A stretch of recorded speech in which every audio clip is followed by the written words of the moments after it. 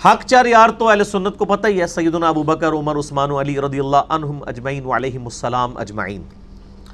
پنج تن پاک، وہ بھی ویسے فارسی کی ٹرم ہی ہے حق چار یار، وہ بھی عربی کی تو نہیں ہے، اور پنج تن پاک جو ہے یہ بھی مطلب فارسی میں بولا جاتا ہے یا پنجابی میں بھی بولا جاتا ہے، اردو میں بھی یہ ٹرم چلتی ہے۔ اس حوالے سے ایک حدیث ہے اہل سنت کی مین سٹریم کی کتاب میں، اور یہ حدیث سنی اور شیعہ کے درمیان کامن حدیث ہے، اس سے کہتے ہیں حدیث کسا، چادر والی حدیث، جو صحیح مسلم میں انٹرنیشنل نمبر کے مطابق ہے 6261 اور مشکات المصابیح میں بھی موجود ہے 6136۔ ام المؤمنین سیدہ عائشہ رضی اللہ تعالی عنہا وسلام اللہ علیہا کہتی ہیں کہ نبی صلی اللہ علیہ وآلہ وسلم ایک دن ہمارے پاس اس حال میں آئے کہ آپ صلی اللہ علیہ وآلہ وسلم نے ایک کالی چادر اپنے اوپر اوڑھی ہوئی تھی، منقش، جس پہ اونٹ کے جو کجاوے ہیں ہنڈیا کی شکل کے، اس پہ پرنٹ بنے ہوئے تھے، کالے کلر کی چادر۔ اتنے میں حسن ابن علی آئے تو نبی صلی اللہ علیہ وآلہ وسلم نے انہیں اپنی چادر کے نیچے کر لیا، پھر سیدنا حسین ابن علی آئے، ان کو بھی چادر کے نیچے کیا، پھر سیدہ فاطمہ آئیں، ان کو بھی چادر کے نیچے کیا، اور پھر سیدنا مولا علی رضی اللہ تعالیٰ عنہ علیہ السلام آئے، ان چاروں کو اپنے ساتھ چادر کے اندر کیا، پانچویں آپ صلی اللہ علیہ وآلہ وسلم کی خود اپنی مبارک ذات، بلکہ پہلی آپ کی اور باقی چار، تو یہ ٹوٹل بن گئے 5۔ پھر آپ صلی اللہ علیہ وآلہ وسلم نے اللہ کے حضور دعا کرتے ہوئے سورۃ الاحزاب کی آیت نمبر 33 تلاوت فرمائی، اعوذ باللہ من الشیطان الرجیم، بسم اللہ الرحمن الرحیم، انما یرید اللہ لیذھب عنکم الرجس اہل البیت ویطہرکم تطہیرا۔ اے نبی کے گھر والو، اللہ تعالیٰ تو بس اتنا ہی چاہتا ہے کہ تم سے ہر طرح کی ناپاکی دور کر دے اور تمہیں خوب صاف ستھرا کر دے۔ تو آپ صلی اللہ علیہ وآلہ وسلم نے یہاں پر یہ پروٹوکول کے طور پر اہل بیت میں امہات المومنین تو الحمدللہ شامل ہی ہیں، ان چار ہستیوں کو بھی، سیدنا علی، سیدہ فاطمہ اور سیدنا حسن و حسین رضی اللہ عنہم اجمعین وعلیہم السلام اجمعین کو بھی شامل فرمایا۔ اسی سے پنج تن پاک کا کنسیپٹ لیا جاتا ہے۔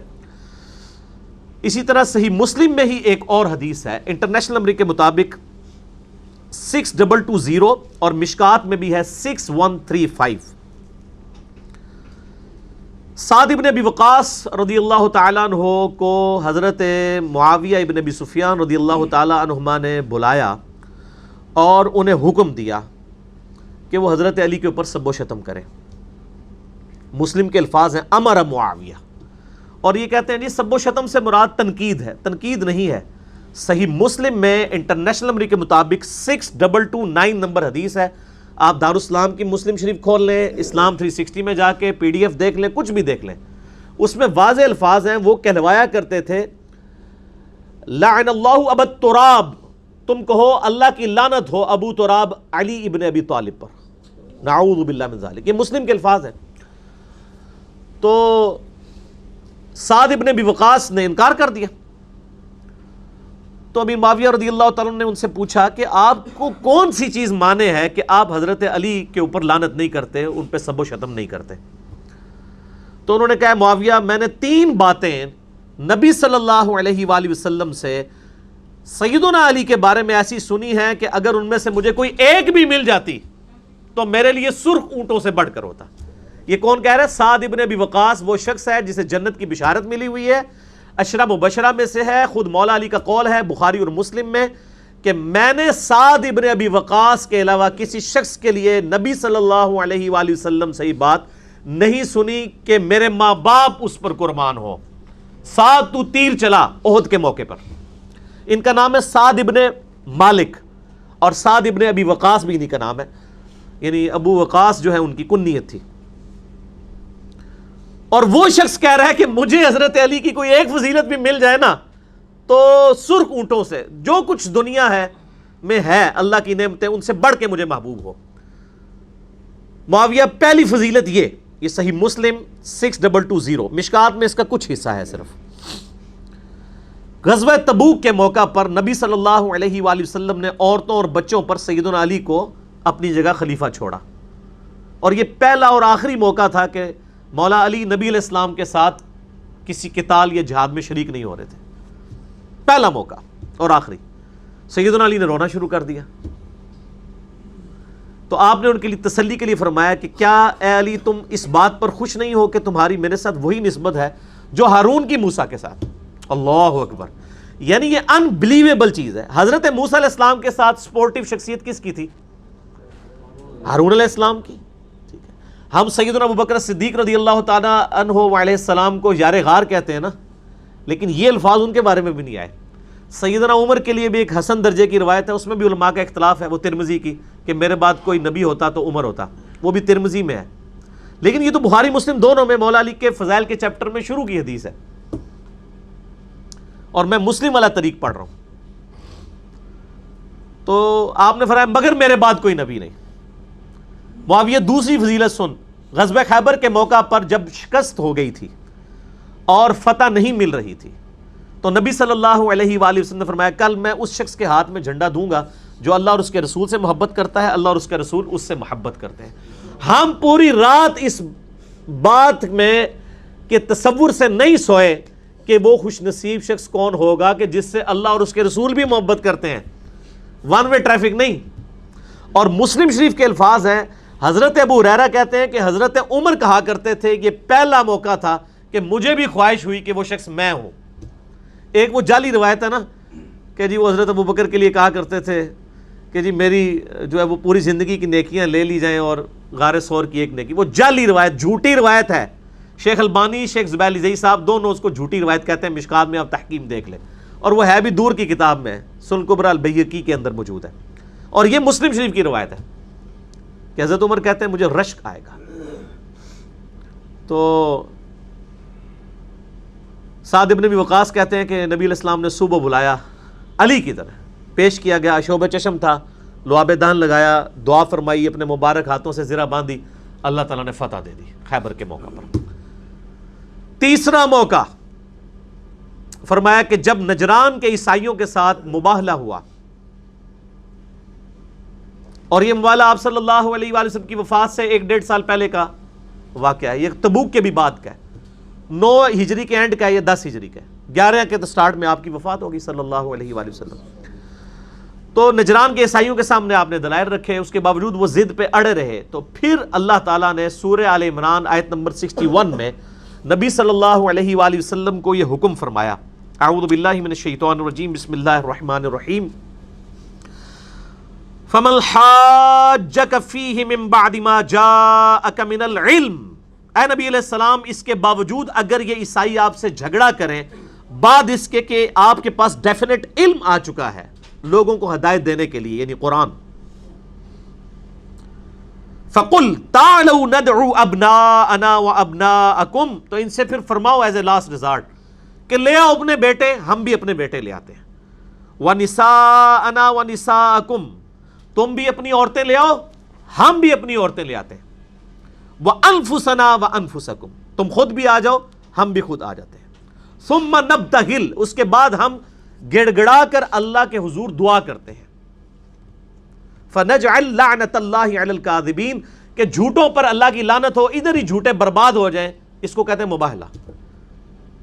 اب اس آیت میں تھا بیٹے لے آؤ، عورتیں لے آؤ، خود آ جاؤ. تو عورتیں تو نبی علیہ السلام کی بیویاں 9 موجود تھی، ایٹ لیسٹ 9 تو تھی، ان کو نہیں لے کے آئے. کس کو لے کے آئے؟ سیدنا حسن، حسین، سیدنا علی اور سیدہ فاطمہ، اور 5ویں آپ خود، وہی پنجتن پاک. اور پھر سعد ابن ابی وقاص کہتے ہیں نبی علیہ السلام نے ان کو پیش کرتے ہوئے کہا اللہم ہؤلاء اہل بیتی. اے اللہ یہ میرے اہل بیت ہیں.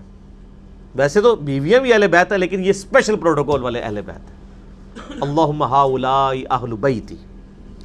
یہ 3 فضیلتیں سنائیں حضرت معاویہ رضی اللہ تعالیٰ عنہ کو حضرت سعد ابن ابی وقاص نے جب انہوں نے ان کو سب و شتم پر ابھارا. اور یہی حدیث جب سنن نسائی الکبریٰ کے اندر آتی ہے، میں نے یہ اپنے ریسرچ پیپر میں ڈالی ہوئی ہیں یہ ساری، یہ میں انشاءاللہ اینڈ پہ آج تعارف بھی کروا دوں گا کیونکہ میں نے فی البدی گفتگو کر رہا ہوتا ہوں.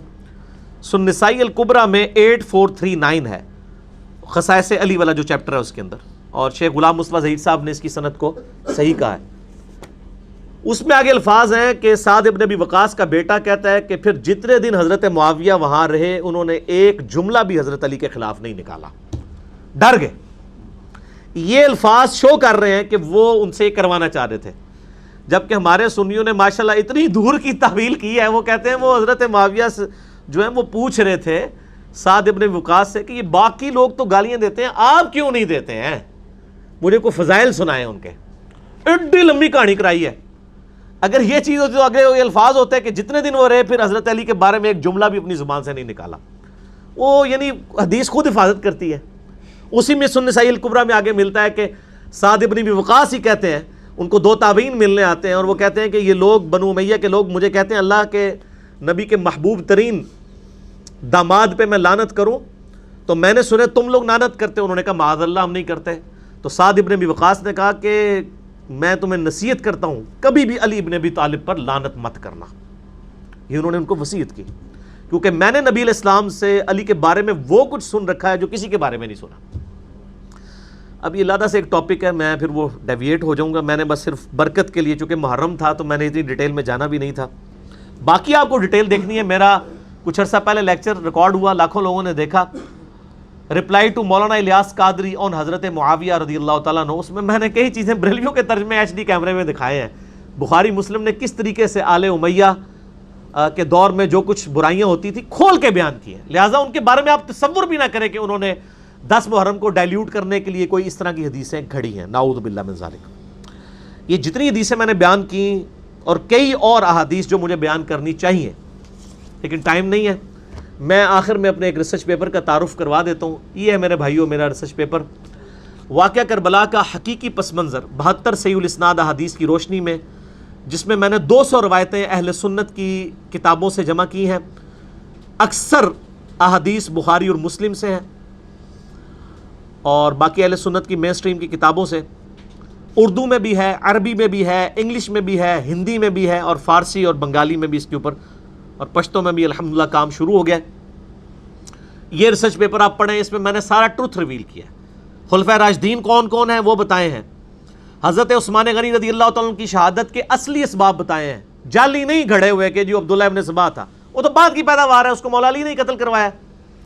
جنگ جمل صفین نہروان کے اوپر مولا علی کی حقانیت، اور اسی طریقے سے سیدنا علی کے فضائل، اور اس کے بعد آل امیہ کے دور میں جو ممبروں پر لعنت ہوتی تھی مولا علی علیہ السلام پہ، پھر صلح حسن، شہادت حسن اور شہادت حسین علیہم السلام اجمعین، وہ ساری ڈیٹیلز آپ کو ملیں گی۔ مفت ڈاؤن لوڈ کریں یہ ریسرچ پیپر ہماری ویب سائٹ ahlsunnatpak.com سے، 5B ریسرچ پیپر ہے، ریسرچ پیپرز والے پورشن میں واٹس ایپ گروپ میں رابطہ کریں، آپ کو فری بھجوا دیں گے PDF، ہارڈ کاپی بھی پورے ملک کے اندر فری جاتی ہے، باقی بھی ریسرچ پیپرز کی آپ منگوا سکتے ہیں ڈاک کے ذریعے۔ عثمان بھائی کو کال کریں صبح 9 سے لے کر دوپہر 12:45 تک اور شام کو عصر سے مغرب، اس کے علاوہ ان کو کال نہ کریں، فون بند ہوتا ہے ان کا نمبر ہے +923215900162، پاکستان سے کریں گے تو 032159000162، کال کریں، یہ 5B ریسرچ پیپر آپ کے گھر آئے گا۔ اور یہ 5B کی وجہ سے تو ہمارا ڈاک کا کام، کنی ڈاک جا رہی ہے روز دی؟ 70-80 ڈاک روزانہ کی جا رہی ہے ماشاء اللہ تعالیٰ، ٹھیک ہے جی، اللہ کے فضل سے۔ اور ایک ڈاک کے اندر یعنی جتنے ریسرچ پیپر جاتے ہیں وہ 100 روپے سے زیادہ کی مالیت کے ہوتے ہیں الحمدللہ، ڈاک کا خرچہ الگ سے۔ تو یہ الحمدللہ یعنی دعوت پھیل رہی ہے اور لوگ منگواتے ہیں، اللہ کا شکر ہے، اور ہم فری ایک سیٹ بالکل فری دیتے ہیں۔ اگر کسی نے زیادہ کروانے ہو تو نو پروفٹ نو لاس پہ وہ رابطہ بھی کر سکتا ہے ان کے ساتھ، بل ایک سیٹ تو سارے ریسرچ پیپرز کا اذکار کارڈ کا فری جائے گا۔ 032159000162، لیکن صبح 9 سے لے کر 12:45 اور شام کو عصر سے لے کر مغرب تک۔ بہت کچھ بیان کرنا تھا، محرم کا مہینہ ہے، موڈ بھی بنا ہوا ہوتا ہے، لیکن کیا کریں اسکپ کرتے ہیں۔ میں نے یعنی کئی لیکچرز کے اوپر ریکارڈ کرا دیے، میں 2 اینڈ پہ بتا دیتا ہوں آپ کو لیکچر۔ ایک میرا ہے مسئلہ 101 خلافت و ملوکیت، صحیح مسئلہ خروج اور فکر حسین حق پرستی کی علامت ہے، جس میں نے اہل تشیع کا مقدمہ اہل سنت کی عدالت میں پیش کیا ہے۔ آپ یوٹیوب پر لکھیں نا 101 مسئلہ، وہ لیکچر کھلے۔ اور ایک لیکچر ہے مسئلہ نمبر 162A، خلافت راشدہ کے 30 سال، نہج البلاغہ اہل تشیع کی مین کتاب میں مولا علی علیہ السلام کے 5 خطبات کی روشنی میں، جس میں نے اہل سنت کا مقدمہ اہل تشیع کی عدالت میں پیش کیا. 2 مقدمے سامنے ہی پیش کرنے پہ رہے نے. کیوں؟ کیونکہ نام ہے وہابی، نام ہے بابی، میں ہوں مسلم علمی کتابی. تو ہم تو یعنی سچائی کی بات کریں گے، اور یہ سچائی پھیل رہی ہے الحمدللہ. اللہ تعالیٰ سے دعا ہے جو حق بات میں نے کہی اللہ تعالیٰ ہمارے دلوں میں راسخ فرمائے. اگر جذبات میں میرے منہ سے کوئی غلط بات نکل گئی تو اللہ تعالیٰ ہمارے دلوں سے ہی معاف کر دیں. ہمیں کتاب و سنت کی تعلیمات پر عمل کر کے دوسرے بھائیوں تک پہنچانے کی توفیق عطا فرمائے. ایک دفعہ دروشی پڑھیں اور آپ کیمرے سے سب کو کور کریں جی. ٹھیک ہوگا جی. اللہم صلی علی محمد وعلی آل محمد کما صلیت علی ابراہیم وعلی آل ابراہیم انک حمید مجید. اللہم بارک علی محمد وعلی آل محمد کما بارکت علی ابراہیم وعلی آل ابراہیم انک حمید مجید. سبحانک اللہم وبحمدک اشہد ان لا الہ الا انت استغفرک واتوب الیک وما علینا الا البلاغ المبین. جزاکم اللہ خیرا.